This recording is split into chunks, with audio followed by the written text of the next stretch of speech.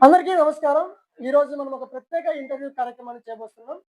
ఇవాల్టి మన గెస్ట్ మార్కాపురం జిల్లా దోర్నాల మండలంలో బీజేపీ పార్టీలో 2 సార్లు దోర్నాల మండల పార్టీ అధ్యక్షుడిగా పనిచేస్తూ పార్టీ బలోపేతానికి తన వంతుగా కృషి చేసినటువంటి సురవరం గండి వీరారెడ్డి గారు ఇవాల్టి మన గెస్ట్. దోర్నాల మండలంలో గ్రామ స్థాయి నుండి మండల స్థాయికి, అదేవిధంగా మండల స్థాయి నుంచి జిల్లా స్థాయికి కూడా తన వంతుగా పార్టీ బలోపేతానికి కృషి చేసినటువంటి వ్యక్తి సురవరం వీరారెడ్డి గారు. ఇవాళ మనం ఆ సురవరం వీరారెడ్డి గారితోటి ప్రత్యేక ఇంటర్వ్యూ కార్యక్రమాన్ని చేయబోతున్నాం. సార్, నమస్కారం సార్. నమస్కారం. ఈరోజు మీరు గ్రామ స్థాయి నుంచి ఈ యొక్క బీజేపీ పార్టీని డెవలప్ చేసేందుకు ఎంతో కృషి చేస్తున్నారు. హ్మ్. అంటే మీ వంతుగా కృషి చేస్తున్నారు.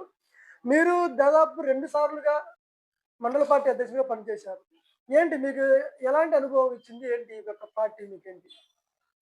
నాకు 2014లో తొలిసారిగా ఈ భారతదేశానికి ప్రధానమంత్రి అయిన శ్రీ నరేంద్ర మోడీ గారు ఆ రోజు నుంచి ఆయన చేసిన అభివృద్ధి సంక్షేమ ఫలాలు, ఆయన భావజాలాలు నచ్చి 2018 నేను భారతీయ జనతా పార్టీలో అప్పుడున్న రాష్ట్ర అధ్యక్షుడు శ్రీ కన్నా లక్ష్మీనారాయణ గారి సమక్షంలో మేము గుంటూరు పార్టీ ఆఫీసులో చేరడం జరిగినది.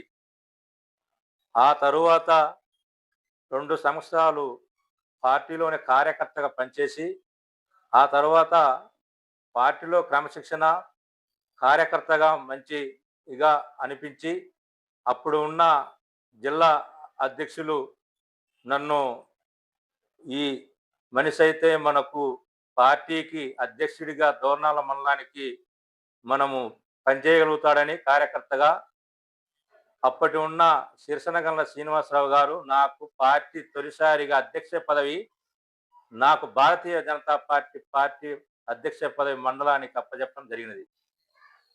మీరు గ్రామ స్థాయి కార్యకర్తగా పనిచేశారు. తర్వాత మండల స్థాయి కన్వీనర్‌గా, అధ్యక్షుడిగా కూడా పనిచేశారు. అంటే ఒక గ్రామ స్థాయి నుంచి మండల స్థాయికి ఎదగడం, అక్కడి నుంచి ఇప్పుడు ప్రస్తుతం జిల్లా స్థాయి నేతగా కూడా ఎదుగుతున్నారు. మరి ఇలాంటప్పుడు మీరు ఎలాంటి సవాళ్ళను ఎదుర్కొన్నారు ఏంటండి? భారతీయ జనతా పార్టీ జాతీయ పార్టీ. జాతీయ పార్టీలో ఎన్నో భావజాలాలు ఉన్న వ్యక్తులు ఉంటారు. మన మీద ఈ కలియుగంలో స్వార్థ రాజకీయాల కోసము తన కన్నా ముందు వ్యక్తి ఎదిగేవాడు ఉంటే, ఆ ఎదిగే వ్యక్తిని ఎలా అతన్ని మనము అగౌరవపరిచే విధంగా పార్టీలలో కొనసాగే వ్యక్తులు ఉంటారు. అలానే పార్టీలో ఒక స్థాయికి ఆ కార్యకర్త పనిచేశాడు కాబట్టి, ఆ పార్టీ స్థాయిలో ఆ కార్యకర్తగా ఉన్న వ్యక్తి కూడా నాయకుడిగా ఎదగాలనే వాళ్ళు కొంతమంది ఉంటారు. కానీ ఇవన్నీ పార్టీ పనిచేసేవాడికి పార్టీలో గుర్తింపు ఉంటుంది. అటువంటి గుర్తింపు ఉన్న వ్యక్తికి ఎప్పుడు కూడా భారతీయ జనతా పార్టీలో కింది స్థాయి నుంచి పై స్థాయి వరకు ఎదిగే అవకాశాలు మెండుగా ఉంటాయి. అటువంటి వాటిని మనము కాసిన చెట్టుకు రాళ్ళ దెబ్బలు ఎక్కువ, కానీ వాటి గురించి మనం ఆలోచించం. ఏ పార్టీలోనే అంటే మీరు గ్రామ స్థాయి నుండి మండల స్థాయిలో పనిచేశారు. ఇప్పుడు జిల్లా స్థాయిలో కూడా ఒక సీనియర్ నేతగా మీరు పనిచేస్తున్నారు గదా! అయితే మిమ్మల్ని కొంతమంది మీ పార్టీ వాళ్ళే వెనక్కి లాగుతున్నారని చెప్పేసి ఒక బయట ఒక టాక్ వస్తుంది. దీనిపైన మీరేమంటారు? పార్టీలో మనకు గుర్తింపు పొందే వ్యక్తి ఏ పార్టీలో కూడా వెనకనున్న వ్యక్తి ముందుకు పోయే వ్యక్తిని ఖచ్చితంగా ఆ వ్యక్తిని ఇది కిందికి లాగితే గాని నాను ముందుకెళ్ళాలనే వ్యక్తులు పార్టీల్లో ఉంటారు. కానీ భారతీయ జనతా పార్టీ కూడా అధిష్టానము ఏ మండలంలో ఎవరు పనిచేశారు, ఏ మండలంలో మండలాధ్యక్షుడిగా పనిచేసినారు, గతంలో కన్నా ఇప్పుడున్న పార్టీ పరిస్థితి ఏంది, గతంలో మనకన్నా ముందు చేసిన వాళ్ళు ఈ పార్టీ దోర్నాల మండలానికి ఏం చేసినారని చెప్పి కూడా పార్టీ ఉంటది. నేను 30 ఇయర్స్, 40 ఇయర్స్, 20 ఇయర్స్ అని చెప్పుకుంటూ పార్టీలో కాదు. పార్టీకి మనం ఏం చేసినామని మన పదవి అలంకరణప్రాయం కాకూడదు. పార్టీ పనిచేసే వ్యక్తే పార్టీకి ముఖ్యం గాని, పదవిని సొంత పనులకు వాడుకునే భావజాలం నాది కాదు. నేను పార్టీ పదవి కోసం పార్టీ కోసం పనిచేసిన వ్యక్తిని కానీ నా సొంత ప్రయోజనాలకు ఎప్పుడు కూడా భారతీయ జనతా పార్టీ పేరు చెప్పుకొని నేను ఈ మండలంలో ఎప్పుడు కూడా నేను ఆ పని నేను చేయలే. మీరు దాదాపు 2019 నుంచి పార్టీలో ఉన్నారు గదా! ఈ 2019లో నుంచి గూడా మీరు ఈ యొక్క బీజేపీ పార్టీని బలోపేతం చేయడానికి ఎలాంటి కార్యక్రమాలు చేశారు ఏంటి? నేను 2019 నుంచి 24 వరకు రాష్ట్రంలో వైసీపీ ప్రభుత్వం ఉంటే ప్రతిపక్ష పాత్రగా పోషించి ఎక్కడ కూడా ప్రజలతో సంక్షేమ ఫలాలు అందకున్నాయో, ప్రజలతో ఇబ్బంది పడిన వాళ్లకు తాగునీరు కానీ ఈ సమస్యలన్నీ గుర్తించి ఎక్కడైతే జరుగుతున్న అవినీతి పనులు ఆ పార్టీలో ఉన్నప్పుడు కార్యక్రమాలను ఎన్నంట ఉండి ప్రజలలో ఫలాని పార్టీ దానికి ఎగ్జాంపుల్ ఒక కటకానిపల్లె ఎస్సీ పాలెంలోనే సాగునీళ్లు లేవంటే ఎస్సీ గారికి అక్కడికి పోయి మన పాలెం వాళ్ళందరినీ కూటమి చేసి సెల్లో మాట్లాడి మరుసటి రోజు అక్కడ ట్యాంక్ పెట్టించి ఆ రోజు ఉన్న పార్టీ ఉన్న అధికారం ఉన్న పార్టీ కన్నా కూడా చెప్పిన పని చేసిన విధంగా అక్కడున్న అధికారులు స్పందించి అక్కడ మళ్ళా ఆ పార్టీలో ఉన్న నాయకుడే వచ్చి బోర్ వేసేంత వరకు వదిలిపెట్టకుండా పాలాలలో కానీ గిరిజన గూడాల్లో కానీ ఎక్కడ కూడా ఏ సమస్య జరిగిన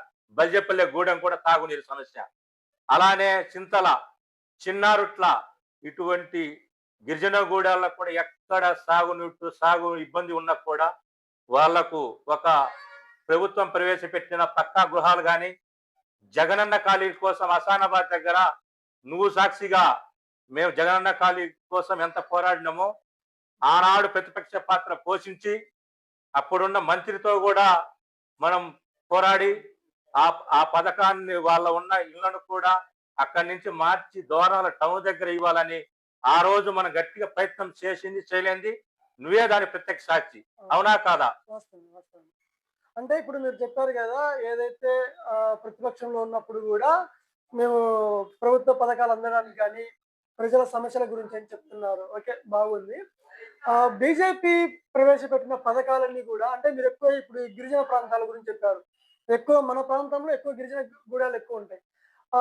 ప్రభుత్వం అంటే కేంద్ర ప్రభుత్వం నుంచి వచ్చేటువంటి పథకాలు కానీ లేదంటే పలు సమస్యలు కూడా గిరిజన ప్రాంతాల్లో ఎక్కువ సమస్యలు ఉన్నాయి కదా, వాటి పరిష్కారానికి మీరు బీజేపీ తరఫున ఎలాంటి చేయబోతున్నారు ఏంటండి? గిరిజన ప్రాంతాల కోసం కేంద్ర ప్రభుత్వం దాదాపు 50 కోట్లతోటి ఐనముక్కుల దగ్గర గిరిజన సూపర్ స్పెషాలిటీ ఆసుపత్రి 50 కోట్లతోటి ఆనాటి కేంద్ర నిధులతో వైసీపీ గవర్నమెంట్ లో శాంక్షన్ చేసిన ఘనత భారతీయ జనతా పార్టీ నరేంద్ర మోడీ గారి. అలానే ఆ రోజు కరోనా టైం నుంచి ప్రధానమంత్రి గరీబ్ కళ్యాణ్ అన్న యోజన పథకం ద్వారా ఉచితంగా ప్రతి మనిషికి 5 కేజీల వచ్చిన ఘనత దాటుకున్న వ్యక్తి భారతీయ జనతా పార్టీ నరేంద్ర మోడీ గారు. 1 కోటి వ్యాక్సిన్లు ఉచితంగా ఘనత దాటుకున్న వ్యక్తి భారతీయ జనతా పార్టీ ప్రధాన మంత్రి నరేంద్ర మోడీ గారు. అలానే మన రైతన్న కోసం ప్రధాన మంత్రి కిసాన్ సమ్మాన్ ద్వారా ప్రతి సంవత్సరం 3 విడతలుగా 6,000 రూపాయలు ఇచ్చి రైతన్న ఆదుకున్న ప్రభుత్వం కేంద్ర ప్రభుత్వం నరేంద్ర మోడీ గారు. రాష్ట్ర ప్రభుత్వం కేంద్ర ప్రభుత్వాల అనుసంధానంతో రాష్ట్రంలో కేంద్ర ప్రభుత్వం ఇచ్చే నిధులతోటి రాష్ట్రంలో భారతీయ జనతా పార్టీ వాళ్ళ ఇచ్చే పథకాలన్నీ కూడా గిరిజన గూడాలకు చేరాలని గిరిజనులకు 2024లో ప్రధానమంత్రి జన్మన్ అనే పథకం ద్వారా 16,000 కోట్లు ఇచ్చి 16 సంక్షేమ పథకాల ద్వారా త్రాగునీరు సాగునీరు విద్యం వైద్యం అన్ని విధాలుగా ఇచ్చి సాటుకున్న వ్యక్తి కేంద్ర ప్రభుత్వం నరేంద్ర మోడీ గారు భారతీయ జనతా పార్టీ. అంటే ఇప్పుడు ఈ కేంద్ర ప్రభుత్వం పెట్టేటువంటి పథకాలన్నీ కూడా ఈ దోర్నాల మండల ప్రాంతానికి అందుతున్నాయా? ఖచ్చితంగా కేంద్ర నిధులు మన ప్రాంతమైన గిరిజన గూడాల్లో ఎక్కడ కూడా మనకు ముందు గిరిజన గూడాలకు ప్రస్తుతం ఇప్పుడు రోడ్లు రవాణా వ్యవస్థ కింద ఫారెస్ట్ వాళ్ళ ఆధీనంలో ఉన్న రోడ్ల వరకు ఇబ్బందికరంతో కూడిన విషయం కాబట్టి అది కూడా ముఖ్యమంత్రి గారి దృష్టికి కేంద్ర మంత్రుల దృష్టికి తీసుకెళ్లటం జరిగింది.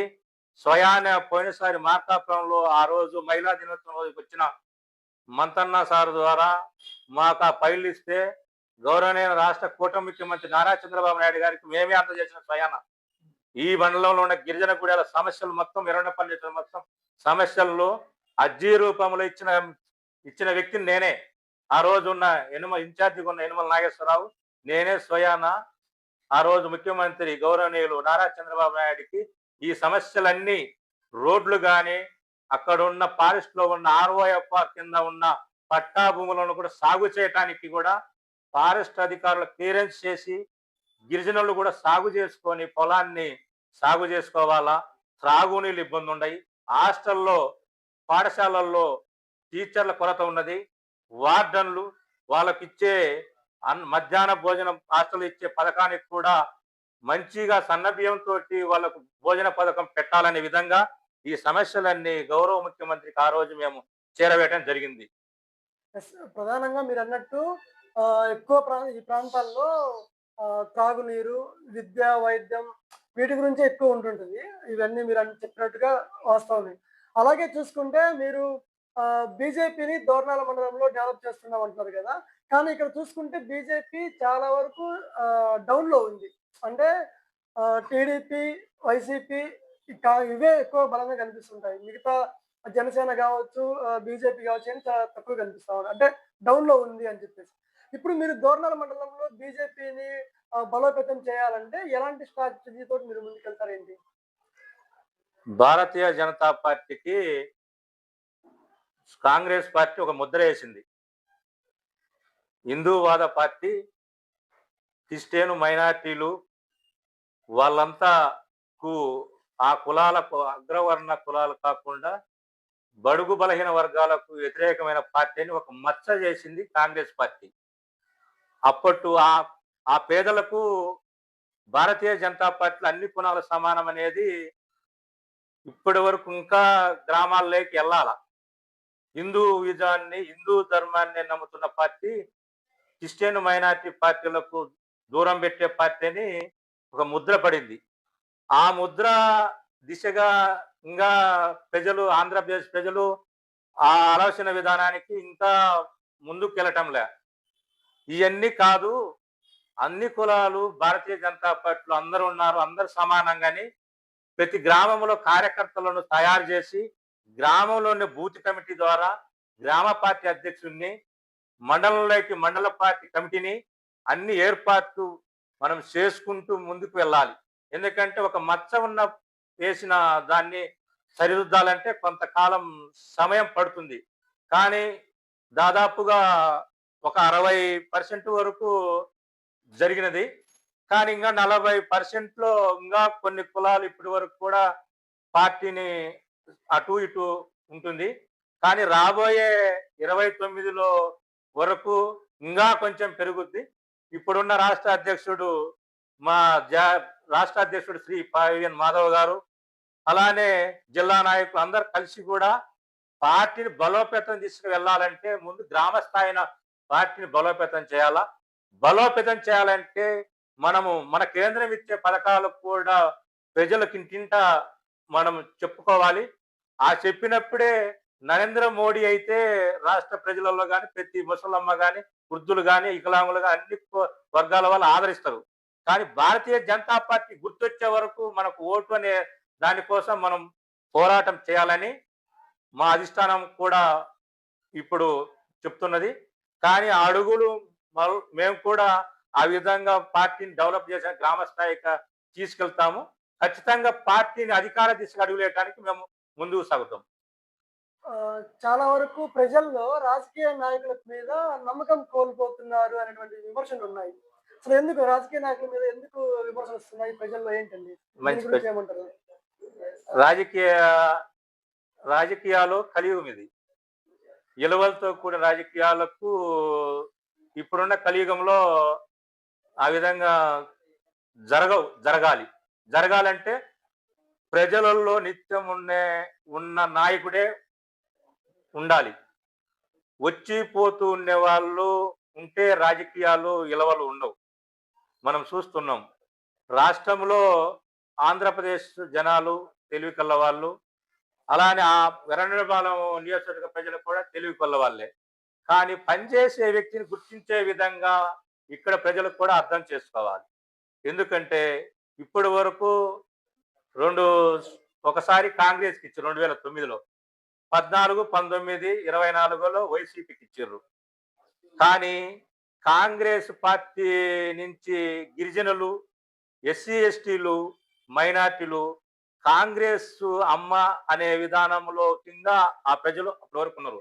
ఆ తర్వాత వైసీపీకి మళ్ళా ఆ జనాలు కొంచెం మొగ్గు చూపిర్రు ఈ ప్రాంత ప్రజలు. ఎందుకంటే ఎక్కువ బడుగు బలహీన వర్గాలు ఉన్న నియోజకవర్గం. ఈ నియోజకవర్గంలో పనిచేసే వ్యక్తికి కష్టపడి పనిచేసే నాయకుడు జనాల్లో నిత్యం ఉండాల. అలానని ఉంటుంటే కూడా ఆ ఉన్న వ్యక్తికి మనం మళ్ళా ప్రజా తీర్పులో మనము ఆ ఉన్న వ్యక్తికి తీర్పు ఇవ్వటంలే.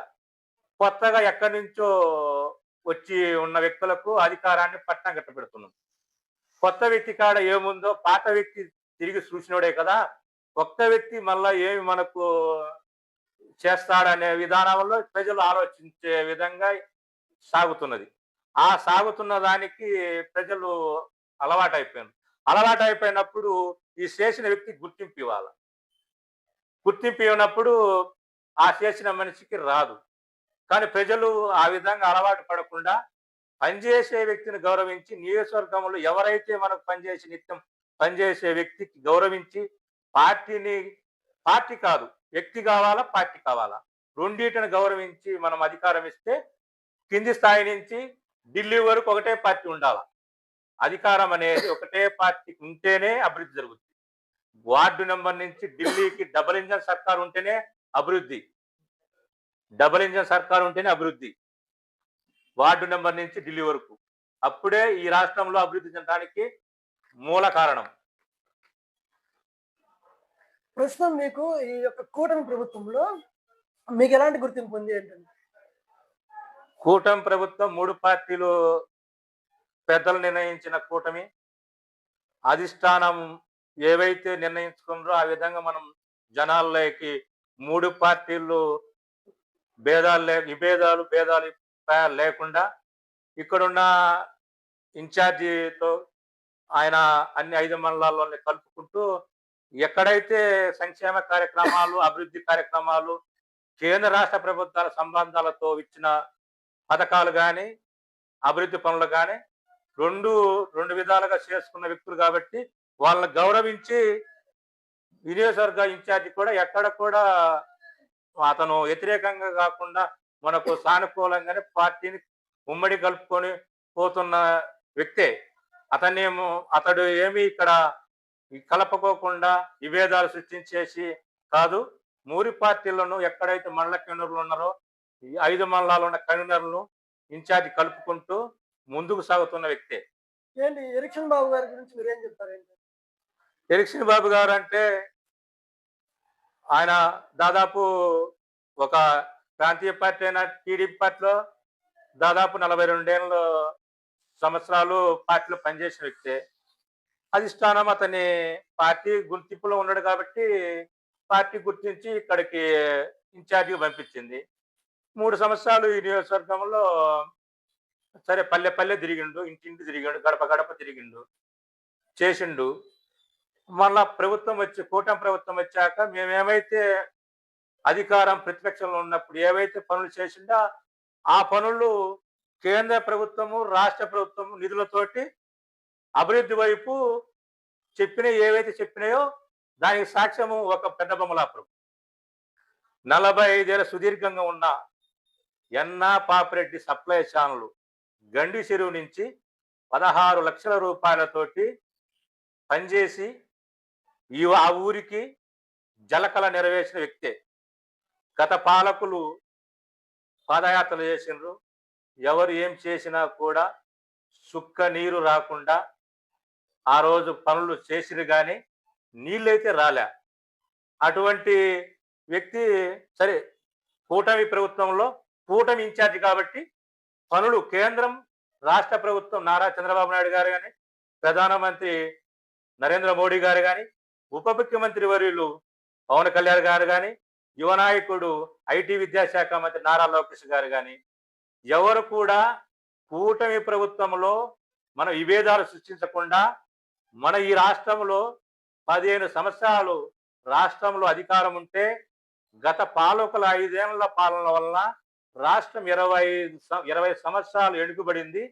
ఆ వెనుకబడిన దానికి అనుగుణంగా ఈ రాష్ట్రాన్ని మనం కేంద్ర సహకారంతోటి రాష్ట్రం అభివృద్ధి వైపు నడపాలని వీళ్ళు ముగ్గురు కంకణం కట్టుకొని రాష్ట్రాన్ని అభివృద్ధి వైపు నడుపుతున్న వ్యక్తులు.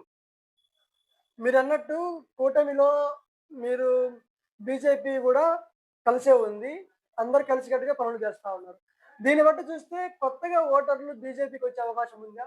అంటే ప్రస్తుతం కూటమి ఉంది కాబట్టి టీడీపీకే ఎక్కువ ఓట్లు వెళ్తాయేమో అని చెప్పేసి ప్రజల్లో టాక్ ఉంది. మీ బీజేపీలోకి రావాలంటే వాళ్ళకి మీరేం చెప్తారేంటి?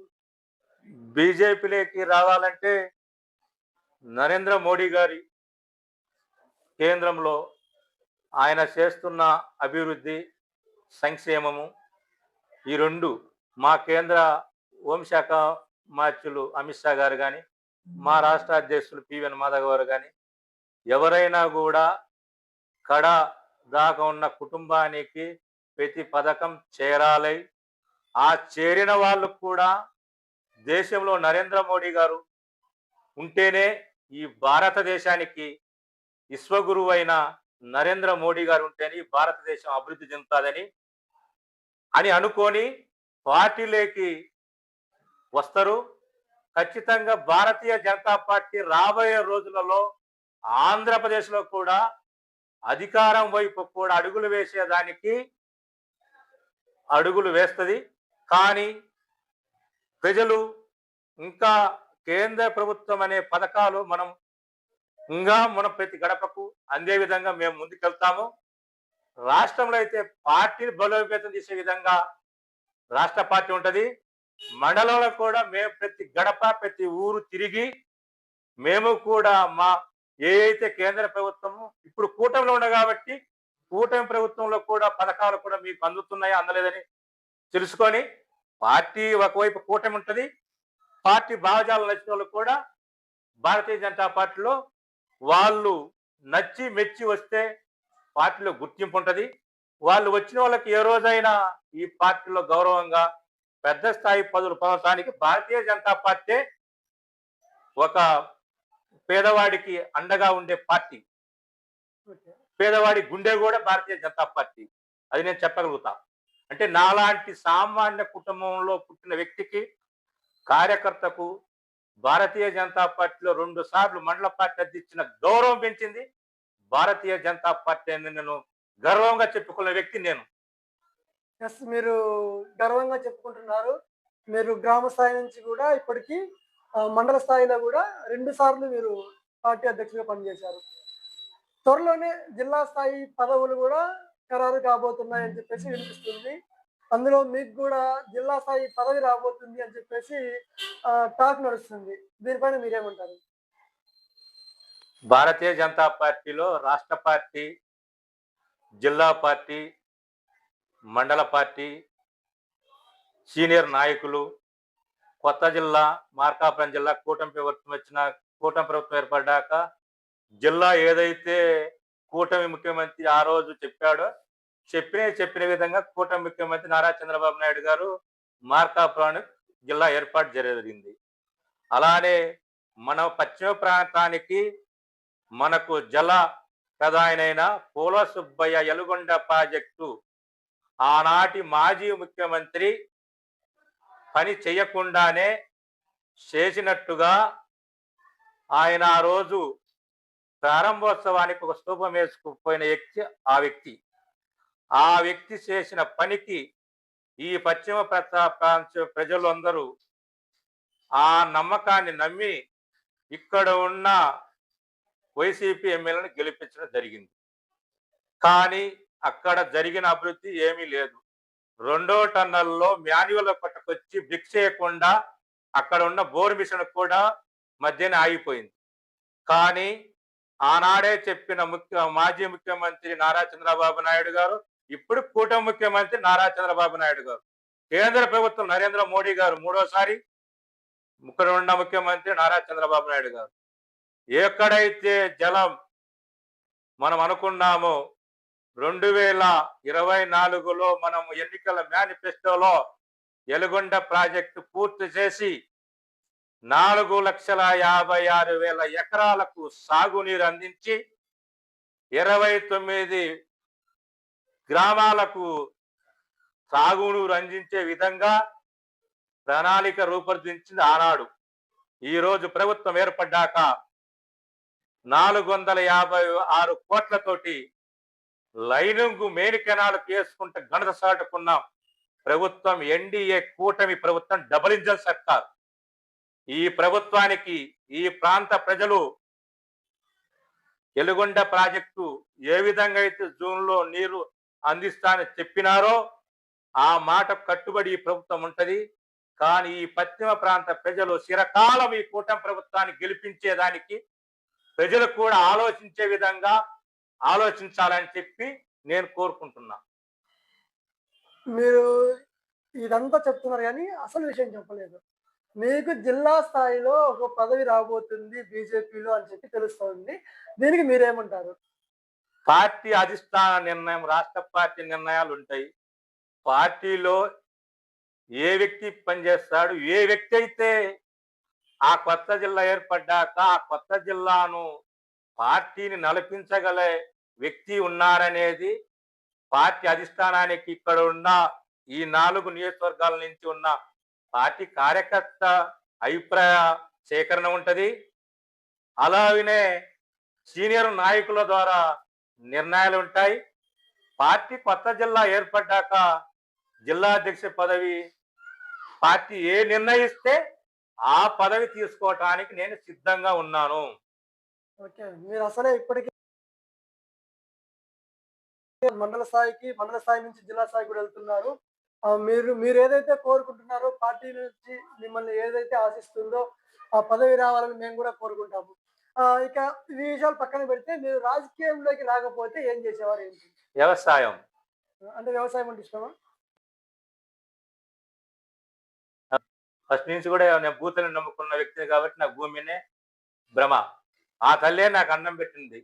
ఆ తల్లి నేను ఎప్పటికి వదలను. ఆ తల్లి కూడా నేను ఈ రోజు ఈ రాజకీయం కానీ ఏది కూడా రావడానికి కారణం ఆ భూతల్లి భిక్షే. మా ధర్మపత్ని నా అంటే ఉంటూ ఆమె కూడా నేను తొందరపాటు నిర్ణయాలు ఏవైనా తీసుకుంటానని, ఆమె సలహాలు సూచనలు కూడా మనకు చేరవేస్తుంది. ఆమె సూచనలు కూడా కొన్ని నేను తీసుకుంటాను. అలానే పార్టీలో ఎప్పుడు కూడా తీసుకున్నానని కూడా నేను ఎప్పుడు ఎక్కడ కూడా చేయను. భారతీయ జనతా పార్టీ క్రమశిక్షణ గల పార్టీ. ఆ పార్టీలో నాకు గౌరవం ఇచ్చింది కాబట్టి ఆ పార్టీని ఏ పదవి కష్టపడి పనిచేసే వరకు ఉంటాను తప్ప పదవి ఆశించి పార్టీ కోసం కూడా పార్టీలో పనిచేసే వాళ్ళు పార్టీ నుంచి సంపాదించుకోవాలని చెప్పి చూస్తూ ఉంటారు. నాకేమి ఇచ్చిందనేది కాకుండా పార్టీకి నేనేం చేశాను అనే విధంలో మీరు కొనసాగుతూ ఉన్నారు. ముఖ్యంగా మీకు ఏ రాజకీయ నాయకుడు అంటే ఇష్టం? మీరు ఏ రాజకీయ నాయకుని చూసి మీరు రాజకీయంలోకి వచ్చారు? ఏంటి? ప్రధానమంత్రి వర్యులు గౌరవనీయులు పూజ్యులు పెద్దలు నరేంద్ర మోడీ గారు నమో నమో నమో అనే పదాన్ని నేను ఆయన నమో అనే పదాన్ని నమ్మిన ఆయన కింది స్థాయి నుంచి భారతదేశానికి 3వసారి ప్రధానమంత్రిగా ఆయన ఆ స్థాయికి ఎదిగినాడు కాబట్టి ఆయన భావజాలాలు మెచ్చి భారతీయ జనతా పార్టీ అనే ముద్ర నేను దానికి గర్వపడి ఇప్పుడు మాకు ఈ స్పెషల్ ఇంటర్వ్యూ ఇచ్చినందుకు చాలా థ్యాంక్స్. అదే విధంగా ఈ యొక్క మార్కాపురం జిల్లా ప్రజలకి మీరు ఏం చెప్తారేంటి మీ తరఫున? భారతీయ జనతా పార్టీ దేశంలో రాష్ట్రాలలో ఒకే అజెండా. రాష్ట్రాలలో మనం జరుగుతున్న రాష్ట్రాలు కానీ జరిగిన రాష్ట్రాలు కానీ ఎక్కడ నరేంద్ర మోడీ గారి ఆయన చేసిన అభివృద్ధిని సొంతగా భారతీయ జనతా పార్టీకి పట్టం కట్టిన ఘనత నరేంద్ర మోడీ గారి. అలానే రాబోయే రోజులలో భారతదేశం అంట కమలం వికసించాలని భారతీయ జనతా పార్టీ అన్ని రాష్ట్రాలలో కూడా అధికార దిశగా ఆంధ్రప్రదేశ్ తెలంగాణతో అన్ని రాష్ట్రాల్లో కూడా ఒకే జెండా రాబోయే రోజులలో భారతీయ జనతా పార్టీ నరేంద్ర మోడీ గారి దేశాన్ని ఈ రాష్ట్రాలను 2047 నాటికి వికసిత్ భారత్ సంకల్పంలో ఏదైతే అనుకున్నాడో నెంబర్ 1 స్థానంగా నిలబెట్టే దిశగా అడుగులు వేసే వ్యక్తి నరేంద్ర మోడీ, భారతీయ జనతా పార్టీ. ఎక్కడ కూడా ఇబ్బందులు లేకుండా ఈ రోజు ఇరాన్ యుద్ధం జరుగుతున్నా కూడా భారతదేశంలో కానీ ఎక్కడ కూడా ఏవి కూడా ఇబ్బంది లేకుండా ఈ రోజు నరేంద్ర మోడీ కారణం. దానికి ఆయన ఈ దేశానికి విశ్వగురువు. ఆయన చూసి ప్రపంచ దేశాలు కూడా ఏ ఒక్కరు కూడా భారతదేశం వైపు చూస్తున్నాయి తప్ప మన భారతదేశాన్ని గతంలోకి ఇప్పటికి చూసుకోవాలి. మనం కూడా ప్రజలు ఆలోచించాలా, గత పాలకులు భారతదేశాన్ని ఏ విధంగా చేసిర్రు, ఇప్పుడు మోడీ గారు కూడా మండల ప్రజలు కానీ, జిల్లా ప్రజలు కానీ, రాష్ట్ర ప్రజలు కానీ, భారతదేశ ప్రజలు కానీ పార్టీని మరో 15 ఏళ్ళు ఈ రాష్ట్రాన్ని, ఈ దేశాన్ని, భారతీయ దేశాన్ని కట్టపెడితే ప్రపంచంలో నెంబర్ 1 స్థానానికి భారతదేశాన్ని తీసుకుపోయే బాధ్యత నరేంద్ర మోడీ గారు తీసుకెళ్తారు. ఓకే, ఇది మనం ఇవాళ చూసాం కదా. చెందినటువంటి బీజేపీ నాయకులు సామాన్య కార్యకర్తగా పార్టీలోకి వచ్చి గ్రామస్థాయి నాయకుడిగా ఎదిగారు. మండలానికి పార్టీ అధ్యక్షుడిగా కూడా 2 సార్లు పనిచేశారు కంటిన్యూస్ గా. అంటే 2019లో పార్టీలోకి వచ్చిన తర్వాత 2 సార్లు ఆయన పార్టీ పదవిని అలంకరించారు. బీజేపీని కూడా ఈ యొక్క ప్రాంతంలో బలోపేతం చేస్తూ ఉన్నారు. అయితే తాజాగా మనకున్న సమాచారం మేరకు రాబోయే రోజుల్లో జిల్లా స్థాయి పదవి కూడా ఆయనకు దక్కబోతుంది అని చెప్పేసి కూడా బయట టాక్ వినిపిస్తుంది. పార్టీ వర్గాల్లో కూడా చర్చ నడుస్తూ ఉంది. ఏదేమైనా నూతనంగా ఏర్పడినటువంటి మార్కాపురం జిల్లాలో భారతీయ జనతా పార్టీని ఏదైతే ప్రధానమంత్రి ప్రతి ఒక్క ప్రజలకి చేరవేసే విధంగా, పార్టీని బలోపేతం చేసే విధంగా ముందుకెళ్తారు. ప్రత్యేక ఇంటర్వ్యూ కార్యక్రమం. థ్యాంక్స్ అండి.